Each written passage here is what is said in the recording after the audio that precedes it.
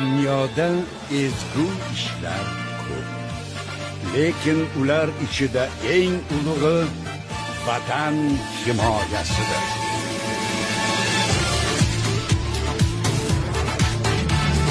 Biz yigitmiz mardona, xizmatga shay tayyormiz. Tinchligi yo'lida kecha kunduz hushyormiz. Jangovar saflardamiz, yurtga sodiq qalqonmiz. Tayanchimiz elimizga, tinchlik uchun posbonmiz. Bizning shikor!